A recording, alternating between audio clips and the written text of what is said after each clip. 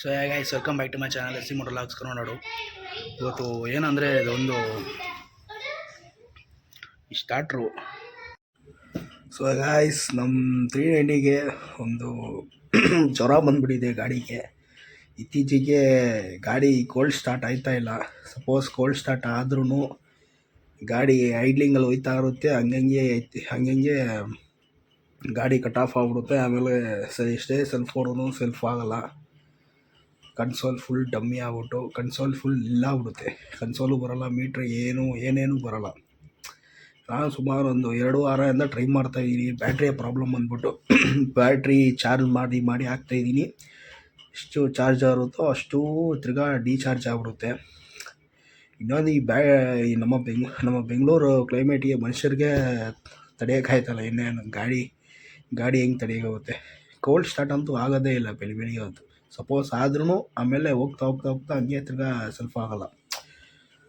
ಇನ್ನೊಂದು ಏನಂದರೆ ಇದು ಕೋಲ್ಡ್ ಸೀಸನಲ್ಲೇ ಈ ಗಾಡಿಗಳಿಗೆ ಬ್ಯಾಟ್ರಿ ಪ್ರಾಬ್ಲಮ್ಮು ಎಲ್ಲ ತೋರಿಸ್ಕೊಳ್ಳೋದು ಇವಾಗಲೇ ಈ ಕೋಲ್ಡ್ ಸೀಸನಲ್ಲೇ. ಯಾಕಂದರೆ ಟೆಂಪ್ರೇಚರ್ ಬಂದು ಫುಲ್ ಕೋಲ್ಡ್ ಇರುತ್ತೆ. ಇನ್ನೊಂದು ಬಿಸಿಲು ಕಾಲದಲ್ಲಿ ಅಂದರೆ ಟೆಂಪ್ರೇಚರ್ ಸ್ವಲ್ಪ ವಾರ್ಮ್ ಆಗಿರುತ್ತೆ, ಹಂಗೆ ರಪ್ ಅಂತ ಅಯ್ಯೋ ಅದು ಸೆಲ್ಫ್ ಆಗಿಬಿಡುತ್ತೆ. ಈ ಕೋಲ್ಡ್ ಸೀಸನಲ್ಲೇ ಗಾಡಿಗಳದ್ದು ಈ ಥರ ಬ್ಯಾಟ್ರಿ ಪ್ರಾಬ್ಲಮ್ಮು. ಯಾಕಂದರೆ ಟೆಂಪ್ರೇಚರ್ ಫುಲ್ ಲೋ ಇರುತ್ತೆ, ಅದು ತಿರ್ಗಾ ಕಂಬಷನ್ ತೊಗೋಬೇಕಂದ್ರೆ ಸ್ವಲ್ಪ ಡಿಲೇ ಆಗುತ್ತೆ. ಅವಾಗ ಈ ಎಷ್ಟೇ ಬ್ಯಾಟ್ರಿಗಳು ಸ್ವಲ್ಪ ಡೆಡ್ ಆಗೋ ಕಂಡೀಷನ್ ಆದರೆ ಈ ಟೈಮಲ್ಲಿ ಅದು ಹೊಗೆ ಹಾಕ್ಸ್ಕೊಂಡ್ಬಿಡುತ್ತೆ. ಬ್ಯಾಟ್ರಿ ಎಲ್ಲ ಹೊಗೆ ಹಾಕ್ಕೊಳ್ಳೋ ಟೈಮು ಇದೆ. ಆಮೇಲೆ ಲಾಸ್ಟ್ ಫೈನಲ್ಲು ವೈರಿಂಗ್ ಹಾರ್ನೆಸ್ ಎಲ್ಲ ಚೆಕ್ ಮಾಡಿದೆ. ಬ್ಯಾಟ್ರಿ ವೋಲ್ಟ್ ಎಲ್ಲ ಚೆನ್ನಾಗಿದೆ. ಆಮೇಲೆ ಸೆಲ್ಫ್ ಮೋಟ್ರ ಬಿಚ್ಚಿ ನೋಡಮ್ಮ, ಇದು ಆರ್ಮಿಚರು ಇಲ್ಲ ಕಾರ್ಬೋರೇಷನ್ ವೀಕ್ ಆಗಿರು. ಸಪೋಸು ಒಂದೊಂದು ಟೈಮ್ ಕೋಲ್ಡ್ ಸ್ಟಾರ್ಟ್ ಆಗುವಾಗ ಕ್ರ್ಯಾಂಕ್ ತೊಗೊಳ್ಳಲ್ಲ ಅಂದ್ಬಿಟ್ಟು ಡೌಟ್ ಪಟ್ಟೆ. ನಾನು ಡೌಟ್ ಪಟ್ಟಂಗೆ ಈ ಫಾಲ್ಟು ಇದೆ, ಸೆಲ್ಫ್ ಮೋಟ್ರ್ ಸ್ಟಾರ್ಟ್ರೇ ಪ್ರಾಬ್ಲಮ್ಮು. ಅದಕ್ಕೆ ಸ್ಟಾರ್ಟರ್ ಬಿಚ್ಚಿಬಿಟ್ಟು ಓವರಾಲ್ ಮಾಡ್ಬಿಡಮ್ಮ ಅಂದ್ಬಿಟ್ಟು ಬಿಚ್ಚಿದೆ. ನೋಡಿ ಗೈಸ್, ಇದು ಬಜಾಜು KTM ಟೈಅಪ್ ಅಂತಾರಲ್ಲ, ಈ ಬಜಾಜ್ದು ಇದು ಎಂಬ್ಲಮ್ ಅಂದರೆ ಅದು ಬೆಲ್ ಮಾಡಿರೋದು, ಬೋರ್ ಹತ್ರ ಬೆಲ್ ಮಾಡೋರೆ. ಹಂಗೆ ಬ್ಯಾಟ್ರಿನೂ ಇನ್ನೊಂದು ಸಲ ಚಾರ್ಜ್ ಹಾಕ್ಬಿಟ್ಟಿದೆ. ಈ ಗಾಡಿ 390 ಸ್ಟಾರ್ಟರ್ ಇದೆ. ಇದು ಫುಲ್ ಓವರಾಲ್ ಮಾಡಿದ್ದೀನಿ. ಓವರಾಲ್ ಅಂದರೆ ಕಾರ್ಬನ್ ಬ್ರಷು ರೀಪ್ಲೇಸ್ ಮಾಡಿದ್ವಿ, ಮತ್ತು ಆರ್ಮಿಚರ್ ಎಲ್ಲ ಚೆನ್ನಾಗಿತ್ತು ಅಂದ್ಬಿಟ್ಟು ಹಂಗೆ ಕ್ಲೀನ್ ಮಾಡಿ ಹಾಕಿರೋದು. ಮುಂದೆ ಸ್ಪೇರ್ಸು ತೋರಿಸ್ತೀನಿ ಗೈಸ್. ನೋಡಿ, ಇವಾಗ ಫಸ್ಟ್ ಅಂದರೆ ಫ್ರೀಯಾಗಿ ಸುತ್ತಾಯಿತು, ಇವಾಗ ಶಾಫ್ಟೇ ಸುತ್ತದೇ ಇಲ್ಲ. ಇದು ಹಳೆ ಸ್ಪೇರ್ಸು ಬದಲಾಯಿಸಿರೋ ರೀಪ್ಲೇಸ್ಮೆಂಟ್ ಮಾಡಿರೋದು. ಇದು ಕಾರ್ಬನ್ ಬ್ರಷು ನಾನು ಇವಾಗ ಗಾಡಿಗೆ ಚೇಂಜ್ ಮಾಡಿದಿರೋದು. ಅದರಿಂದ ಕೋಲ್ಡ್ ಸ್ಟಾರ್ಟು. ಈಗ ಫಸ್ಟ್ ಆದರೆ ಒಂದು 2-3 ಕ್ರ್ಯಾಂಕ್ ತೊಗೊತಾ ಇದ್ದು ಗಾಡಿ. ಈಗ ಸಿಂಗಲ್ ಟಚ್ಚಲ್ಲೇ ಗಾಡಿ ಕ್ರ್ಯಾಂಕ್ ಆಗುತ್ತೆ.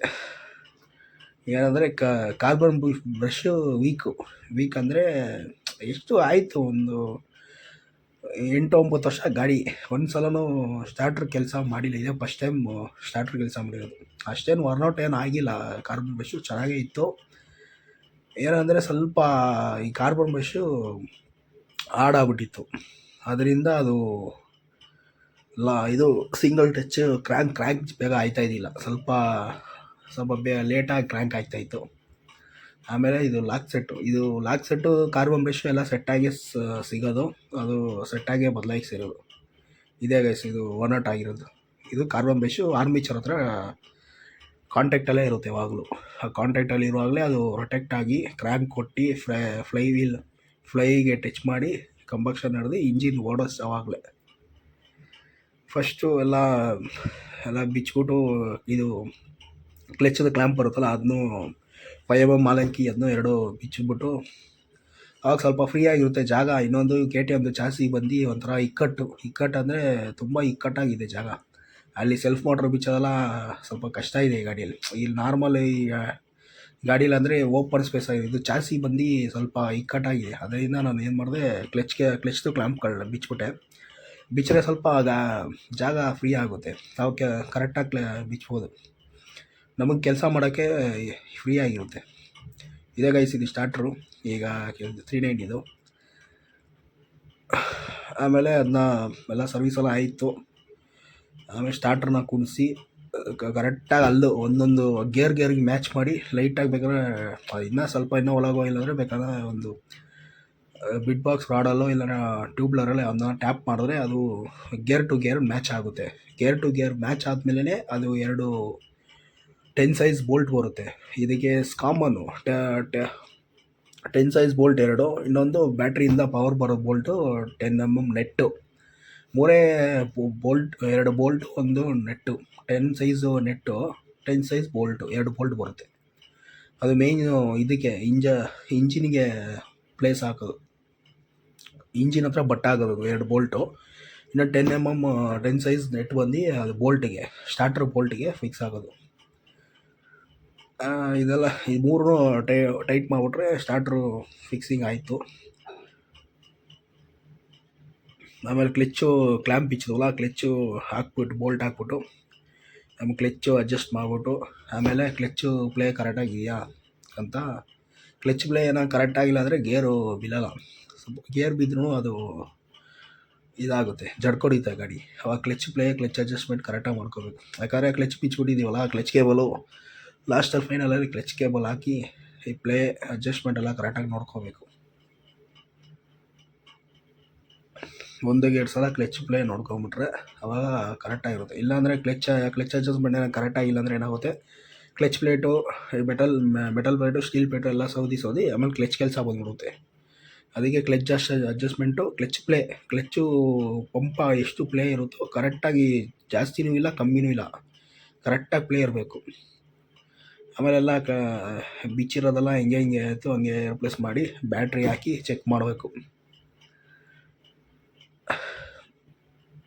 ಪ್ಲಸ್ಸು ಮೈನಸ್ಸು ಕೊಟ್ಟು ಟರ್ಮಿನಲ್ ಫುಲ್ ಟೈಟಾಗಿ ಇಕ್ಬೇಕು. ಸ್ವಲ್ಪ ಏನೋ ಲೂಸ್ ಕಾಂಟ್ಯಾಕ್ಟ್ ಇದ್ರೂ ಬ್ಯಾಟ್ರಿ ಡೌನ್ ಆಗಿಬಿಡುತ್ತೆ. ಇನ್ನೊಂದು ಇಲ್ಲ, ಒಂದು ಬ್ಯಾಟ್ರಿ ಡೌನ್ ಆಗುತ್ತೆ, ಇಲ್ಲ ಸೆಲ್ಫ್ ತೊಗೊಳ್ಳಲ್ಲ. ಲೂಸ್ ಕಾಂಟ್ಯಾಕ್ಟ್ ಇದ್ದರೆ ಪವರ್ ಸಪ್ಲೈ ಆಗೋಲ್ವಲ್ಲ. ಅದಕ್ಕೆ 2 terminal, plus terminal minus terminal full tight 1-2 ಸಲ ಚೆಕ್ ಮಾಡ್ಕೋಬೋದು. ಚೆಕ್ ಮಾಡ್ಕೊಂಡ್ರೆ ನಮ್ಗೆ ಒಳ್ಳೆಯದು. ಇಲ್ಲಾಂದರೆ ಸೆಲ್ಫ್ ಮಾಡೋ ಟೈಮ್ಗೆ ಅದು ಕರೆಂಟ್ ಸಪ್ಲೈ ಆಗೋಲ್ಲ. ಆಮೇಲೆ ಟರ್ಮಿನಲ್ಲ ಟೈಟ್ ಮಾಡಿಬಿಟ್ಮೇಲೆ ಒಂದೊಂದು ಸಲ ಬೇಕಂದರೆ ಚೆಕ್ ಮಾಡ್ಕೊ, 1-2 ಸಲ ಚೆಕ್ ಮಾಡೋದು ತಪ್ಪಿಲ್ಲ. ಆಮೇಲೆ ಬ್ಯಾಟ್ರಿಗೆ ಸ್ಟ್ಯಾಪ್ ಬರುತ್ತಲ್ಲ, ಬ್ಯಾಟ್ರಿ ಸ್ಟ್ಯಾಪು, ಅದು ಹಾಕ್ಬಿಟ್ಟು ಟೈಟ್ ಮಾಡಬೇಕು. ಯಾಕಂದರೆ ರನ್ನಿಂಗಲ್ಲಿ ಸಪೋಸ್ ಅದು ಶೇಕ್ ಆದ್ರೂ ಬ್ಯಾಟ್ರಿ ಶೇಕ್ ಆಗುವಾಗ ಏನಾಗುತ್ತೆ, ಟರ್ಮಿನಲ್ಲು ಲೂಸ್ ಆಗಿ ಬ್ಯಾಟ್ರಿ ಆಮೇಲೆ ತಿರ್ಗಾ ಪವರ್ ಕಟ್ ಆಫ್ ಆಗುತ್ತೆ. ಅದಕ್ಕೆ ಬ್ಯಾಟ್ರಿ ಸ್ಟ್ಯಾಪ್ ಇಲ್ಲ ಅಂದ್ರೂ ಯಾವ್ದನ್ನ ಕೇಬಲ್ ಟೈ ಇಲ್ಲ ಹಗ್ಗ ಯಾವ್ದನ್ನ ಹಾಕಿ ಕಟ್ಬಿಡ್ಬೇಕು. ಇವಾಗ ಗಾಡಿ ಅದೇ ಫ್ಯೂಲ್ ಪಂಪ್ ಸೌಂಡ್ ಬರುತ್ತಾ ಒಂದು ಸಲ ಚೆಕ್ ಮಾಡ್ಕೊಂಬಿಟ್ರೆ ಅದು ಒಳ್ಳೆಯದು. ಫ್ಯೂಲ್ ಇದು ಪಂಪ್ದು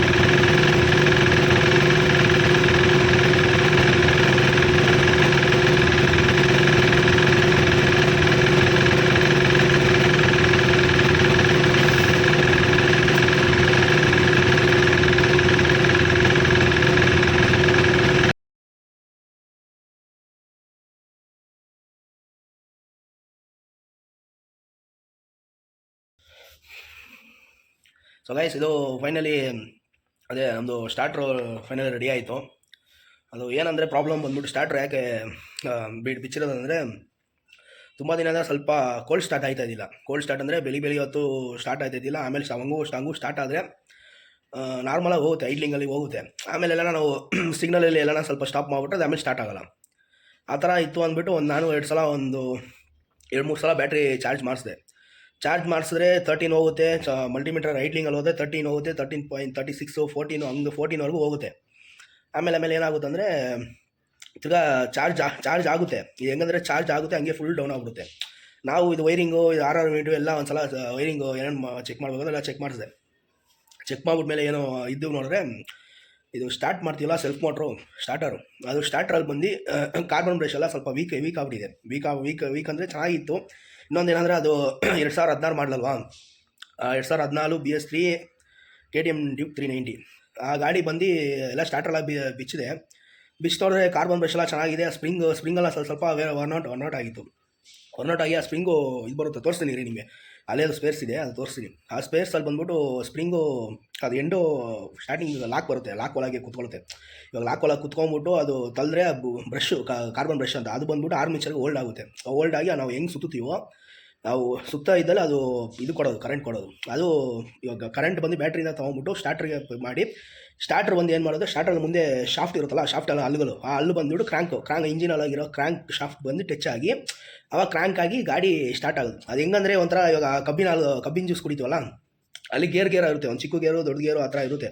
ಅದು ಬಂದು ಏನಾಗಿರುತ್ತೆ, ಒಂದೊಂದು ಮ್ಯಾನ್ಯುಯಲ್ ಆಗಿರುತ್ತೆ, ಒಂದೊಂದು ಮೋಟ್ರ್ ಇರುತ್ತೆ. ಈಗ ಬರೋದಲ್ಲ ಹೋಂಡಾ ಸಪ್ರೇಟಾಗಿ ಮೋಟ್ರು ಫಿಕ್ಸ್ ಮಾಡಿರ್ತದೆ, ಅದು ಬೆಲ್ಟ್ ಡ್ರೈವ್, ಒಂಥರ ಬೆಲ್ಟ್ ಡ್ರೈವ್ ಥರ. ಅದು ಗೇರು ಒಂದು ಅಲ್ಲಿಂದ ಒಂದು ಅಲ್ಲಿ ಟಚ್ ಆಗಿ ಆ ರೊಟೇಟ್ ಆಗಿದ್ದಲ್ಲಿ ಅದು 2 ಶಾಫ್ಟು ಇದಾಗುತ್ತೆ, ಸುತ್ತದೆ. ಆವಾಗ ನಾವು ಸೆಂಟ್ರಲ್ಲಿ ಕಬ್ಬಿಟ್ರೆ ಅದು ಆ ಪುಷಿಂಗ್ಗೆ ಅದು ಬಂದು ಕ್ರಶ್ ಆಗಿ ಕೆಳಗೆ ಲಿಕ್ವಿಡಾಗಿ ಫಾರ್ಮ್ ಆಗೋದು.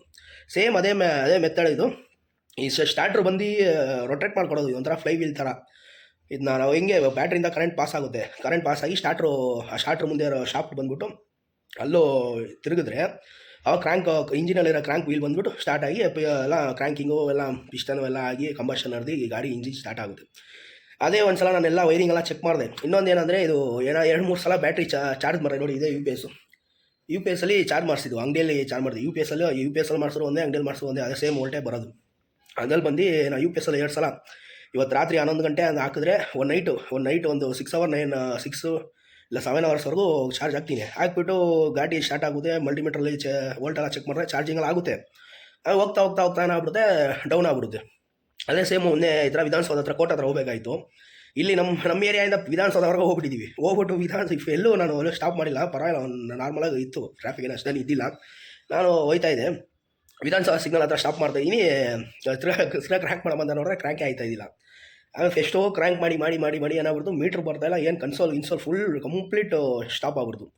ಆಮೇಲೆ ಹಂಗೆ ವಿಧಾನಸೌಧ ಸಿಗ್ನಲಿಂದ ಯೂಟರ್ನ್ ಮಾಡ್ಕೊಂಡು ಡೌನಲ್ಲಿ ಹೋಗಿ, ಪಾಪ ಯಾರೋ ಒಬ್ಬರು ಕ್ಯಾಬ್ ಅವರು ಇದ್ದರು, ಅವ್ರನ್ನ ಕರ್ಕೊಂಡು ಅವನಿ ರೋಡ್ಗೆ ಹೋಗ್ಬಿಟ್ಟು ಒಂದಡಿ ವೈರ್ 2 ತೊಗೊಂಡು, ಅದು 6 ಸ್ಕ್ವೇರ್ ಕೇಳಿದೆ. ಅದು 6 ಸ್ಕ್ವೇರ್ ಅಂದರೆ ಸ್ವಲ್ಪ ದಪ್ಪ ಇರುತ್ತೆ. 3 ಸ್ಕ್ವೇರ್ ತೊಗೊಂಡ್ಬಿಟ್ಟು ಪಾಪ ಅವ್ರು ಅಷ್ಟು ದೊಡ್ಡ ಕಾರು, ಯಾವುದೋ ಮಾರುತಿ ಸುಜುಕಿ ಇಟಿಗೆ ಕಾರಿಂದ ಕರ್ಕೊಂಡೋಗಿ ಮಾಡಿಸಿ, ಆಮೇಲೆ ಪಾಪ ಅವರು ಕಾರಿಂದನೇ ಜಂಪ್ ಸ್ಟಾರ್ಟ್ ಮಾಡಿದೆ. ಅವ್ರ ಕಾರಿಂದ ಬ್ಯಾಟ್ರಿಯಿಂದ ಜಂಪ್ ಸ್ಟಾರ್ಟ್ ಮಾಡಿ ವೈರು ನನ್ನ ಬ್ಯಾಟ್ರಿಗೆ ಟಚ್ ಮಾಡಿಸಿ ಕ್ವಿಕ್ಕಾಗಿ ಸ್ಟಾರ್ಟ್ ಆಗ್ಬಿಡ್ತು. ಅವಪ್ಪ ಕ್ಯಾಬ್ ಡ್ರೈವರೇ ಇದಾಗ್ಬಿಟ್ಟ, ಇಷ್ಟೇನಪ್ಪ ಅಂದ್ಬಿಟ್ಟು. ಹೋಗಿ ಬರೋಕ್ಕೆ ಅವನಿ ರೋಡು ಅಷ್ಟು ದೊಡ್ಡ ಕಾರ್ ಇಕ್ಕೊಂಡು ಪಾಪ ವ್ಯಕ್ತಿ ಬಂದ ಜೊತೆಗೆ ಬಂದು ಜಂಪ್ ಸ್ಟಾರ್ಟ್ ಮಾಡ್ಬಿಟ್ಟು ಹೋದ. ಅದಕ್ಕೆ ಎಮರ್ಜೆನ್ಸಿ ಅಂತ ನೀವು ಇವಾಗ ಕಿಕ್ಕರ್ ಗಾಡಿ ಇದ್ದರೆ, ಇವಾಗ ಏನೋ ಸಪೋಸ್ ಬ್ಯಾಟ್ರಿ ಫುಲ್ ಡೆಡ್ ಆಗಿ ಏನೇ ಆದ್ರೂ ಕಿಕ್ಕಿದ್ರೂ ಸ್ವಲ್ಪ ಕಿಕ್ಕಾಗಿ ಚೋಕಾಗಿ ಏನೋ ಮಾಡ್ಬೋದು.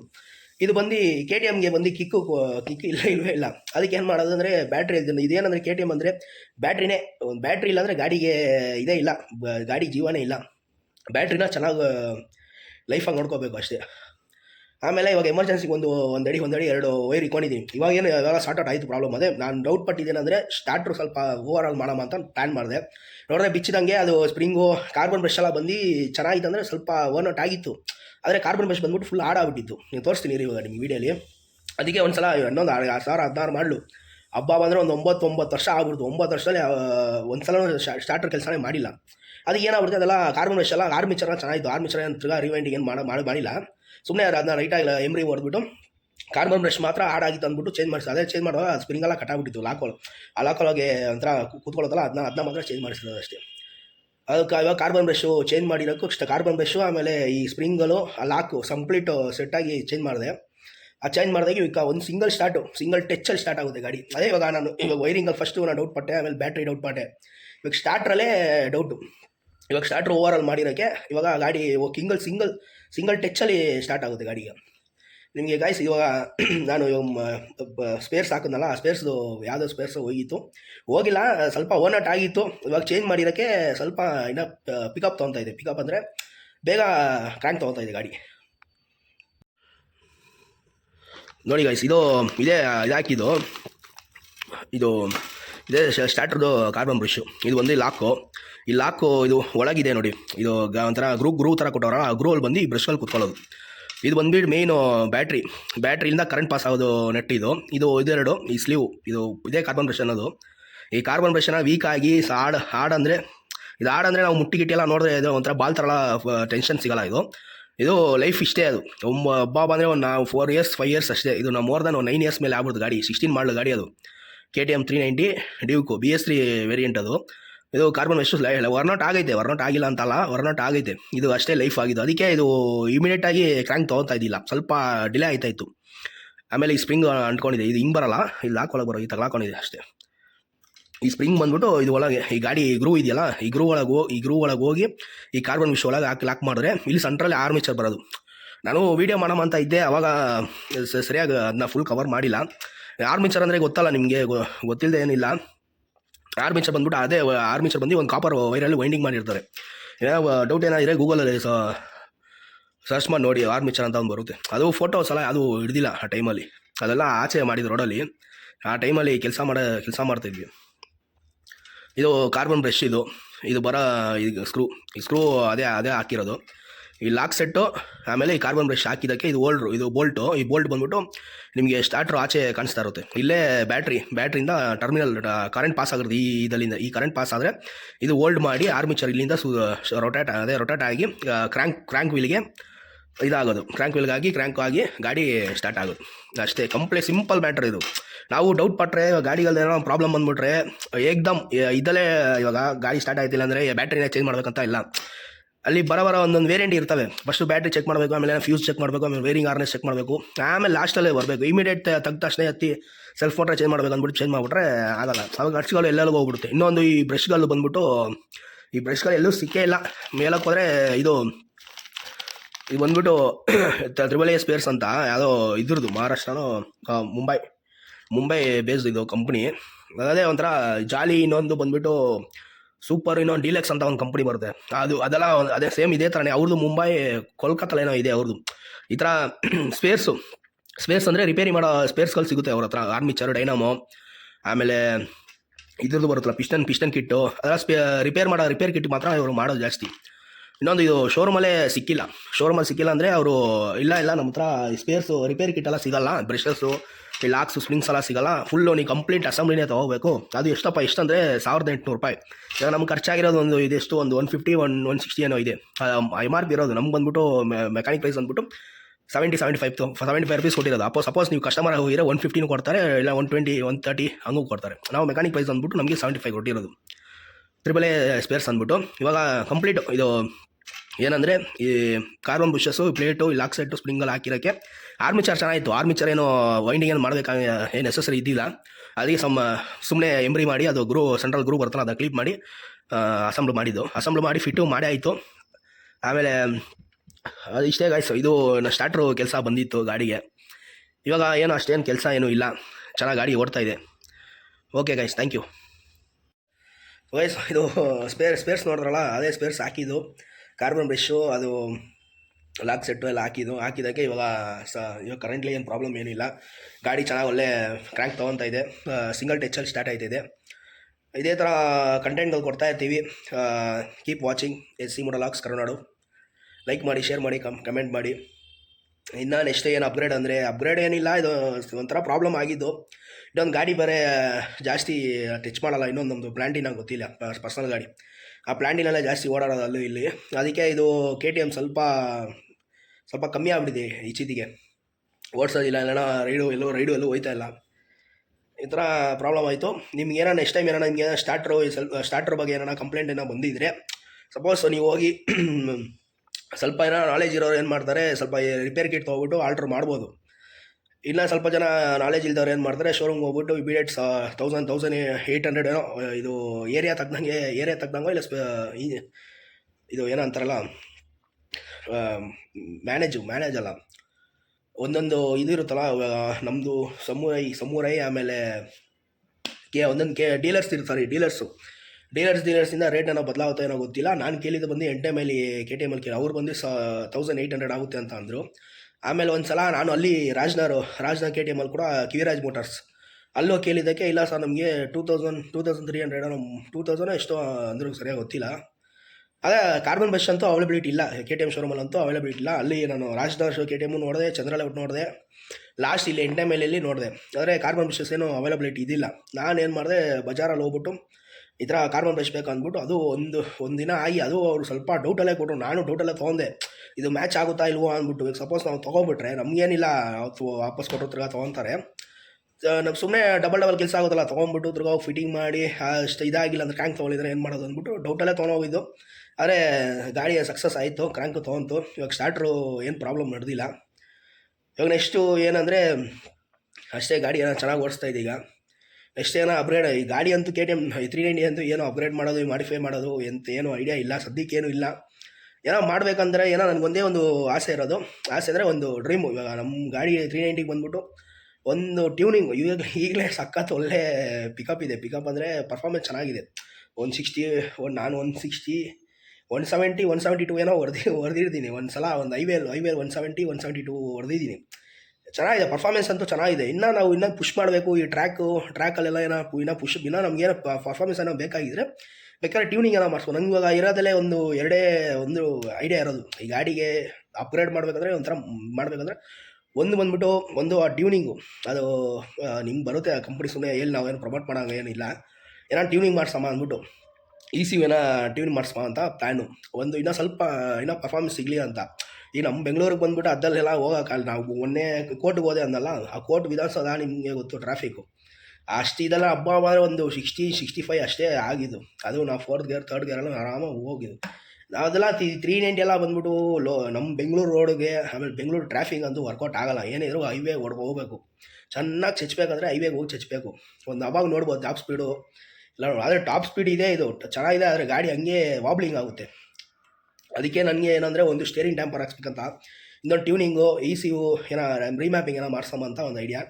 ಇನ್ನೊಂದು ಬಂದ್ಬಿಟ್ಟು ಅಂಡರ್ಬೆಲಿ. ಇವಾಗ ಅಂಡರ್ಬೆಲಿಯಿಂದ ಇವಾಗ ಹೆಡ್ಡಿಂದ ಇಂಟೇಕ್ ಆಗಿ ಎಕ್ಸಾಸ್ಟ್ ಹೋಗುತ್ತಲ್ಲ ಪೈಪು, ಅದು ಬಂದ್ಬಿಟ್ಟು ಆ ಮೆಟಲ್ ಯಾವ ಮೆಟಲ್ ಅಂತ ಸರಿಯಾಗಿ ನನಗೆ ಗೊತ್ತಿಲ್ಲ. ಅದು ಬಂದ್ಬಿಟ್ಟು ಟೈಟಾನಿಯಂ ಮೆಟಲ್ ಹಾಕ್ಸಮ್ಮ ಅಂತ. ಟೈಟಾನಿಯಂ ಪೈಪ್ ತೊಗೊಂಡ್ಬಿಟ್ಟಿವಿ ನಾವು, ಹೆಂಗೆ ಪ್ಲಾಂಟಿನಾಗೆ ಸ್ಯಾಡಲ್ ಶೇ ಮಾಡೋಲ್ಲ ರ್ಯಾಕು, ಈ ಸೈಡ್ ಪ್ಯಾನಿಯರ್ ಬಾಕ್ಸ್ ಕೂತ್ಕೊಳ್ಳೋ ಪೈಪ್ ಮಾಡಿದ್ವಲ್ಲ, ಅದು ಬಂದ್ಬಿಟ್ಟು ಎಸ್ ಎಸ್ ಪೈಪ್ ತೊಗೊಂಬಿಟ್ಟು ಒಂದು ಲೆಂತು SS ಪೈಪ್ ತೊಗೊಂಬಿಟ್ಟು ಅದನ್ನ ಕೊಳಂಬಿಯಲ್ಲಿ ಬೆಂಡಿಂಗ್ ಮಾಡಿಸ್ಬಿಟ್ಟು ಹಾಕಿರೋದು. ಇದಕ್ಕೆ ಸೇಮ್ ಇದೇ ಥರ ಟೈಟಾನಿಯಂ ಮೆಟಲ್ ತೊಗೊಬಿಟ್ಟು ಆ ಗೇಜು ಡಯಾ ಅಂದರೆ ಆ ಪೈಪ್ದು ಡಯಾ ಎಷ್ಟಿದೆ ಅಂತೆಲ್ಲ ಮೆಷರ್ಮೆಂಟ್ ತೊಗೊಂಬಿಟ್ಟು ಎಷ್ಟು ಲೆಂತ್ ಬೇಕಾಗುತ್ತೆ, ಎಷ್ಟಲ್ಲಿ ಕಟ್ಟಿಂಗ್ ಆಗಿ ಎಷ್ಟಲ್ಲಿ ಬೆಂಡ್ ಆಗುತ್ತೆ ಅಂತೆಲ್ಲ ಮೆಷರ್ಮೆಂಟು ಅಕ್ಯುರೇಟ್ ಅಂದರೆ ಒಂದು ಅಂದಾಜಿಗೆ ಒಂದು ಮೆಷರ್ಮೆಂಟ್ ತೊಗೊಂಬಿಟ್ಟು ಪೈಪ್ ಟೈಟಾನಿಯಂ ಮೆಟಲ್ನ ತರಿಸಿ ಅದನ್ನು ಬೆಂಡ್ ಮಾಡಿ ಹೆಡ್ಡಲ್ಲಿಂದ ಎಕ್ಸಾಸ್ಟ್ವರೆಗೂ ಬೆಂಡ್ ಮಾಡಿಸಿ ಹಾಕ್ಸಮ್ಮ ಅಂತ ಒಂದು ಪ್ಲ್ಯಾನ್ ಇದೆ. ಇದು ಟೈಟಾನಿಯಂ ಏನಂದರೆ ಆದಷ್ಟು ಬೇಗ ಫುಲ್ಲು ಬೇಗ ಹೀಟ್ ಆಗ್ಬಿಡುತ್ತೆ, ಹಂಗೆ ಬೇಗ ಸರ್ರ ಅಂತ ಕಮ್ಮಿ ಆಗ್ಬಿಡುತ್ತೆ. ಆವಾಗ ನಮಗೆ ಹೀಟ್ ಇಶ್ಯೂ ಇರಲ್ಲ. ಆಮೇಲೆ ರೇಡಿಯೇಟ್ರು ಬಾಯ್ಲ್ ಆಗೋದು, ನಾನು ಕೂಲೆಂಟೆಲ್ಲ ಕರೆಕ್ಟಾಗಿ ಮೇಂಟೈನ್ ಮಾಡ್ತೀನಿ. ನಾನು ಕೂಲೆಂಟ್ ಹಾಕೋದು ಒಂದು ಕ್ಯಾಸ್ಟ್ರಲ್ಲಿ ಹಾಕೋದು. ಸ್ವಲ್ಪ ಜನ ಇನ್ನೂ ಕಾಸ್ಟ್ಲಿನ ಹಾಕ್ಬೋದು, ಇನ್ನು ಸ್ವಲ್ಪ ಜನ ಕಮ್ಮಿನ ಹಾಕ್ಬೋದು. ಇನ್ನೂ ಸ್ವಲ್ಪ ಜನ ಏನು ಮಾಡ್ತಾರೆ, ಈ ಕೂಲೆಂಟಲ್ಲಿ ಕಾರು ಮಿಕ್ಸ್ ಮಾಡೋ ಥರ ಕೂಲೆಂಟ್ ಜೊತೆಗೆ ನೀರು ಮಿಕ್ಸ್ ಮಾಡ್ತಾರೆ. ಅದು ಮಾಡಿದ್ರೆ ಏನಾಗುತ್ತೆ, ಕೂಲೆಂಟು ಹಂಗೆ ಉಳ್ಕೊಳ್ಳುತ್ತೆ. ಈ ವಾಟ್ರ್ ಏನಾಗುತ್ತೆ ಹಂಗೆ ಎವಾಪರೇಟ್ ಆಗ್ಬಿಟ್ಟು ಅದು ಹೋಗ್ಬಿಡುತ್ತೆ. ಅವಾಗ ಏನಾಗುತ್ತೆ, ಕೂಲೆಂಟ್ ಇರೋವರೆಗೂ ಚೆನ್ನಾಗಿರುತ್ತೆ. ಆಮೇಲೆ ಕೂಲೆಂಟು ಖಾಲಿ ಆಗ್ತಾ ವೆಲಾಸಿಟಿ ಕಮ್ಮಿ ಆಗ್ತಾ ಇವಾಗ ನೀವು ಕೂಲೆಂಟ್ ಜೊತೆಗೆ ವಾಟ್ರ್ ಮಿಕ್ಸ್ ಮಾಡಿದ್ರೆ ವಾಟ್ರು ಎವಾಪರೇಟ್ ಆಗ್ಬಿಡುತ್ತೆ ಬಿಸಿಗೆ. ಕೂಲೆಂಟ್ ಇರೋ ಅಷ್ಟು ಇರುತ್ತೆ. ಆಮೇಲೆ ಏನಾಗುತ್ತೆ, ಒಂದೊಂದು ಪ್ರಾಬ್ಲಮ್ ಬರುತ್ತೆ. ಫಸ್ಟ್ ಹೀಟ್ ಬರುತ್ತೆ, ಆಮೇಲೆ ರೇಡಿಯೇಟ್ರು ಬಾಯ್ಲ್ ಆಗುತ್ತೆ, ಆಮೇಲೆ ರೇಡಿಯೇಟ್ರ್ ಇರೋ ಫಿನ್ಸ್ಗಳೆಲ್ಲ ಡ್ಯಾಮೇಜ್ ಆಗಿ ಎರಡು ಇದು ಬರುತ್ತೆ. ಆಮೇಲೆ ಹೀಟ್ ಟೆಂಪರೇಚರ್ ಹೋಗುತ್ತೆ. ಇನ್ನು ಹಂಗಂಗೆ ಫ್ಯಾನ್ ಓಡಲ್ಲ. ಆಮೇಲೆ ಫ್ಯಾನ್ದು ಸಾಕೆಟ್ ನೋಡಬೇಕು, ಫ್ಯಾನ್ ಏನೋ ಆಗುತ್ತೆ. ಇವಾಗ ಗಾಡಿ ರೇಡಿಯೇಟ್ರ್ ಹೀಟ್ ಆದ್ರೇ ಫ್ಯಾನ್ ಸ್ಟಾರ್ಟ್ ಆಗೋದು. ಫ್ಯಾನು ಸುಮ್ಮನೆ ಸುತ್ತಲ್ಲ. ಇವಾಗ ಗಾಡಿ ರೇಡಿಯೇಟ್ರು ಬಿಸಿ ಆಗಿದೆ ಅಂದ್ಬಿಟ್ಟು ಅದಕ್ಕೆ ನೋಟಿಸ್ ಮಾಡುತ್ತೆ. ಆವಾಗ ಬಂದು ರೇಡಿಯೇಟರ್ ಬಂದು ಅದು ಕೂಲ್ ಮಾಡುತ್ತೆ. ಆ ಸರ್ಟನ್ ಟೈಮ್ಗೆ ಕೂಲ್ ಮಾಡಿ ಆಮೇಲೆ ಅದು ಅದೇ ಕಟ್ ಆಫ್ ಆಗ್ಬಿಡುತ್ತೆ. ಅದೇನು ಕಟ್ ಆಫ್ ಮಾಡೋದೇನಿಲ್ಲ. ಅದೇ ಗೈಸ್, ಇವಾಗ ನೆಕ್ಸ್ಟು ಅಪ್ಗ್ರೇಡು ಇಲ್ಲ ನೆಕ್ಸ್ಟ್ ಮಾಡಿಫೈ ಅಂದರೆ ಗಾಡಿಗೆ ಬಂದ್ಬಿಟ್ಟು ಒಂದು ಬೆಂಡ್ ಪೈಪು ಟೈಟಾನಿಯಂ ಮೆಟಲಲ್ಲಿ, ಇನ್ನೊಂದು ಸ್ಟೇರಿಂಗ್ ಟ್ಯಾಂಪರ್ ಹಾಕ್ಸಮ್ಮ ಅಂದ್ಬಿಟ್ಟು. ಅದು ಮೋಸ್ಟ್ಲಿ ಪ್ರಿಫರಬಲ್. ಆ ಗಾಡಿ ಇರೋ ವೆಯ್ಟ್ ಕಮ್ಮಿ. ವೆಯ್ಟ್ ಇವಾಗ ಈ ಥರ ಸ್ಪೋರ್ಟ್ಸು ಸೂಪರ್ ಸ್ಪೋರ್ಟ್ಸ್ ಎಲ್ಲ ಬಂದ್ಬಿಟ್ಟು ವೆಯ್ಟ್ ಇರುತ್ತೆ. ಅದೇ ಪೊಸಿಷನ್ ಬೇರೆ ಥರ ಇರುತ್ತೆ, ಫುಲ್ಲು ಲೀನ್ ಮಾಡಿ ಓಡಿಸೋ ಥರ. ಇದು ಒಂಥರ ಅಪ್ರೈಟ್ ಪೊಸಿಷನಲ್ಲಿ ಏನಾಗುತ್ತೆ ಅಂದರೆ ನಾವು ಏನೋ ಒಂದು ಟಾಪ್ ಸ್ಪೀಡಲ್ಲಿ ಅಟೆಂಡ್ ಮಾಡಿದ್ರು ಗಾಡಿ ವಾಬ್ಲಿಂಗ್ ಆಗುತ್ತೆ. ವಾಬ್ಲಿಂಗ್ ಆಗಿ 1-2 ಆಗುತ್ತೆ. ವಾಬ್ಲಿಂಗ್ ಆಗಿ ನಾವು ಒಳ್ಳೆ ಪರ್ಸನಾಲಿಟಿ ಇರೋರು ಸ್ವಲ್ಪ ಹ್ಯಾಂಡಲ್ ಮಾಡ್ಕೊತಾರೆ. ಸ್ವಲ್ಪ ಪರ್ಸನಾಲಿಟಿ ಸ್ವಲ್ಪ ಲೀನಾಗಿ ಇದ್ರೆ ಏನು ಮಾಡೋದು, ಆ ವಾಬ್ಲಿಂಗಲ್ಲಿ ನಮ್ಮ ಕಂಟ್ರೋಲ್ ಮಾಡೋಕ್ಕಾಗದೆ ಫುಲ್ ವಾಬ್ಲಿಂಗ್ ಆದರೆ ಏನು ಮಾಡೋಕ್ಕಾಗುತ್ತೆ, ಏನು ಮಾಡೋಕ್ಕಾಗಲ್ಲ. ಅದಕ್ಕೆ ಒಂದು ಸ್ಟೇರಿಂಗ್ ಟ್ಯಾಂಪರ್ ಹಾಕ್ಸಮ್ಮ ಅಂದ್ಬಿಟ್ಟು ನೆಕ್ಸ್ಟು ಇವಾಗೇನು ನೆಸಸರಿ ಇಲ್ಲ ಅದು ಇ ಸಿ ಟ್ಯೂನಿಂಗು. ಇನ್ನು ಫ್ಯೂಚರಲ್ಲಿ ಇನ್ನೂ ನಮಗೇನೋ ಪರ್ಫಾರ್ಮೆನ್ಸ್ ಇನ್ನೂ ಬೇಕು ಅಂತ ಟೈಮಲ್ಲಿ ಅದು ಇ ಸಿ ಒಂದು ಸಲ ರೀಮ್ಯಾಪಿಂಗ್ ಮಾಡಿಸಿ ಇನ್ನೂ ಎಷ್ಟು ಪುಷ್ ಮಾಡ್ಬೋದು ಈ 390 ಇನ್ನೂ ಎಷ್ಟು ರೀಮ್ಯಾಪಿಂಗ್ ಎಲ್ಲ ಮಾಡಿ ಪುಷ್ ಮಾಡ್ಬೋದು ಅಂತ ನೋಡ್ಬೋದು. ಸೊ ಓಕೆ ಗಾಯ್ಸ್, ಆಮೇಲೆ ಏರ್ ಫಿಲ್ಟರ್ಸು ಇನ್ನೂ ಏರ್ ಫಿಲ್ಟ್ರೆಲ್ಲ ಒಂದು ಸ್ಟಾಕ್ ಏರ್ ಫಿಲ್ಟರ್ ಯೂಸ್ ಮಾಡ್ತಾರೆ. ಯಾಕಂದರೆ ಇದು ಏನು ಫುಲ್ ಸಿಸ್ಟಮ್ ಇಲ್ಲ, ಏನು ಕಂಪ್ನಿಲಿ ಏನು ಬರೋದು ಅದು ನಾನು ಸರ್ವಿಸ್ ಟೈಮಲ್ಲಿ ಅದೊಂದೊಂದು ಸಲ ಚೇಂಜ್ ಮಾಡಿಬಿಡ್ತೀನಿ ಏರ್ ಫಿಲ್ಟರ್ಸ್ಗಳು. ಇವಾಗ ನಾವೇನೋ ಫುಲ್ ಸಿಸ್ಟಮು ಈ ಟೈಟಾನಿಯಮ್ ಅದೆಲ್ಲ ಮಾಡಿಸಾಗ ಆವಾಗ ಬೇಕಂದರೆ ನಾನು BMC ಏನೋ ಆ ಥರ ಪರ್ಫಾರ್ಮೆನ್ಸ್ ಓರಿಯೆಂಟೆಡ್ ಏರ್ ಫಿಲ್ಟರ್ಸ್ ಹಾಕ್ತೀನಿ. ಸದ್ಯಕ್ಕೆ ಟೈಟಾನಿಯಮ್ಮು, ಈ ಸ್ಟೇರಿಂಗ್ ಡ್ಯಾಂಪರು, ಮ್ಯಾಪಿಂಗು, ಏರ್ ಫಿಲ್ಟರ್ಸು ಅದೆಲ್ಲ ಸ್ವಲ್ಪ ಲೈಟಾಗಿ ಒಂದು ಫಿಸಿಕಲ್ ಮಾಡಿಫೈ ಮಾಡಬೇಕಾಗಿದೆ. ಈಗ ಸದ್ಯಕ್ಕೆ ಓಡ್ತಾಯಿದೆ, ಏನು ಮಾಡೋ ಟೈಮ್ಗೆ ನಿಮಗೆ ಅಪ್ಡೇಟ್ ಮಾಡ್ತೀನಿ. ಇದೇ ಥರ ನಮ್ಮ ಚಾನಲ್ನ ಸಬ್ಸ್ಕ್ರೈಬ್ ಮಾಡಿ, ಹಂಗೆ ವ್ಯೂಸು ಮಾಡಿ, ನಿಮ್ಮ ಫ್ರೆಂಡ್ಸು ಫ್ಯಾಮ್ಲಿಗೆ ಈ ವಿಡಿಯೋನ ಶೇರ್ ಮಾಡಿ. ಆಮೇಲೆ ನಿಮಗೆ ಏನೇ ಇದು ಮೆಕ್ಯಾನಿಕಲ್ ಇಲ್ಲ ಟೆಕ್ನಿಕಲ್ ಇಶ್ಯೂಸ್ ಐಡಿಯಾನ ಬೇಕಾದರೆ ಕಾಂಟ್ಯಾಕ್ಟ್ ಮಾಡಿ. ಹಂಗೆ ನಮ್ಮ ಚಾನಲ್ನ ಸಬ್ಸ್ಕ್ರೈಬ್ ಮಾಡಿ, ಲೈಕ್ ಮಾಡಿ, ಶೇರ್ ಮಾಡಿ. Okay guys, thank you. See you then another video. Keep supporting SC Motovlogs Karunadu. Okay guys, thank you.